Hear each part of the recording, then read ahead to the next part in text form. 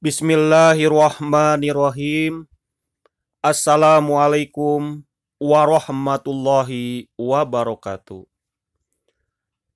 Alhamdulillahirabbil alamin. Allahumma sholli ala Muhammad wa ala ali Muhammad. Rabbi shrahli shodri wa yassirli amri. Lalu uqdatan min lisani yafqahu qawli. Robi jidni ilman warzuqni fahman birahmatika ya arhamar rahimin. Salat tahajud dapat menyembuhkan penyakit. Sebagai umat Islam, pernahkah kita berpikir kenapa Al-Quran memerintahkan pada kita untuk mengerjakan sholat tahajud? Firman Allah Subhanahu wa Ta'ala di dalam Quran surat Al-Insan ayat ke-26. Terjemahannya, dan pada sebagian dari malam maka sujudlah kepadanya dan bertasbihlah kepadanya pada bagian yang panjang di malam hari. Setelah diadakan penelitian oleh sekelompok dokter muslim di Inggris, ternyata sholat tahajud tidak hanya sekedar bernilai ibadah, namun juga bisa menjadi terapi penyembuh berbagai penyakit kronis. Memang menurut sebagian kaum awam, sholat tahajud termasuk salah satu sholat yang paling berat untuk dikerjakan, karena harus dilaksanakan malam hari, terutama sepertiga malam terakhir, waktu yang sangat enak untuk dibuat tidur. Apakah kita memikirkan kenapa sholat tahajud dikerjakan malam hari? Kenapa tidak siang hari saja? Ternyata ada banyak keajaiban di balik sholat tahajud dan rahasia waktu sholat tahajud yang belum kita ketahui. Insya Allah, dengan mengetahui keutamaan sholat tahajud ini, kita akan terasa ringan mengerjakannya. Dalam sebuah hadis sahih, Rasulullah Shallallahu Alaihi Wasallam bersabda, sholat tahajud bisa menghapus dosa, mendatangkan ketenangan, dan menghindarkan dari penyakit. Hadis riwayat Tirmizi. Selain bisa menyembuhkan penyakit, ternyata sholat tahajud adalah ibadah terbaik setelah sholat wajib.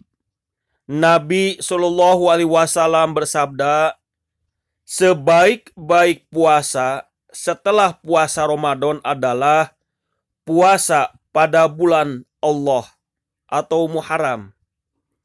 Sebaik-baik sholat setelah sholat wajib adalah sholat malam. Hadis riwayat Muslim. Dan di bawah ini adalah 5 penyakit yang ternyata bisa disembuhkan dengan sholat tahajud. Rajin sholat tahajud bisa menyembuhkan diabetes. Orang yang rajin mendirikan sholat tahajud di sepertiga malam terakhir akan terhindar dari penyakit diabetes. Penelitian para dokter muslim ini mengatakan bahwa orang yang rutin melakukan sholat tahajud akan membuat kadar kortisol dalam tubuh seseorang menjadi turun. Seperti kita ketahui, salah satu manfaat kortisol adalah meningkatkan kadar gula darah dalam tubuh dengan cara menurunkan metabolisme karbohidrat. Saat kortisol meningkat, otomatis kadar gula darah akan meningkat. Oleh karenanya, sholat tahajud sangat dianjurkan bagi mereka yang menderita diabetes. Karena ketika rajin melaksanakan sholat tahajud, maka kadar kortisol akan menurun secara natural. Mencegah gagal ginjal, kencing manis, dan pembengkakan jantung. Selain menurunkan kadar gula, manfaat lainnya dari kortisol adalah untuk menghambat pengeluaran urin. Dan itu merupakan jawaban kenapa kita jarang kebelet kencing ketika tidur nyenyak di malam hari. Ini berlaku pada semua orang kecuali pada penderita diabetes. Hal itu dikarenakan ditahan secara alami oleh kortisol dalam tubuh. Dengan rajin melaksanakan sholat tahajud, maka kortisol bisa diturunkan dan akan berimbas pada efek penghambatan urin yang juga semakin rendah. Oleh karenanya, orang-orang yang mengalami kencing manis, pembengkakan jantung, dan gagal ginjal sangat direkomendasikan untuk mendawamkan tahajud, karena dengan melakukan secara rutin bisa mereduksi kortisol. Sewaktu kortisol tereduksi, maka pembengkakan tidak akan pernah terjadi dan pembuangan urin menjadi semakin lancar. Mencegah hipertensi dan hipotensi. Dengan melaksanakan sholat tahajud secara rutin, tubuh akan lebih mudah melepaskan beta endorfin, serotonin, dan juga melatonin yang diproduksi oleh otak. Inilah alasan kenapa seseorang bisa menjadi lebih tenang ketika merutinkan sholat tahajud.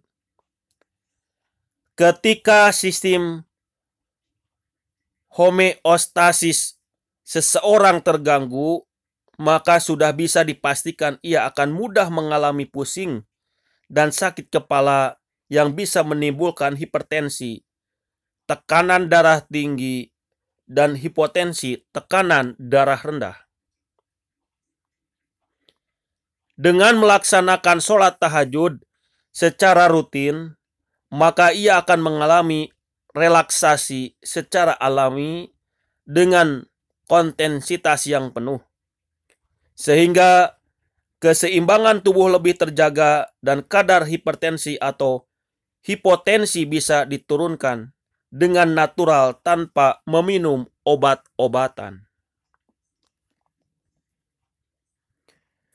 Menjadikan seseorang lebih sabar dan tidak mudah marah. Fungsi lain dari kortisol adalah untuk menjaga efek perasaan depresi atau marah yang berlebihan. Dengan merutinkan sholat tahajud, maka kadar kortisol dalam tubuh akan turun secara perlahan. Tentunya hal ini akan membuat hati seseorang menjadi lebih tenang. Dengan hati yang tenang dan sehat, maka sudah bisa dipastikan tubuh akan menjadi kuat dan terjaga. Oleh karenanya, seseorang yang rutin melakukan sholat tahajud, maka dia bisa lebih nerimo, lego, dan emosinya menjadi stabil. Sholat tahajud merupakan kemoterapi kanker tanpa efek samping. Siapa sih yang tidak takut sama efek samping yang ditimbulkan kemoterapi kanker? Seperti kita ketahui bahwa kemoterapi mengandung banyak sekali efek samping, seperti rambut rontok, kulit mengelupas, muntah, ketahanan tubuh menurun, gangguan pencernaan akut, pendarahan hebat, dan lainnya. Sementara itu, sholat tahajud merupakan kemoterapi gratis tanpa efek samping.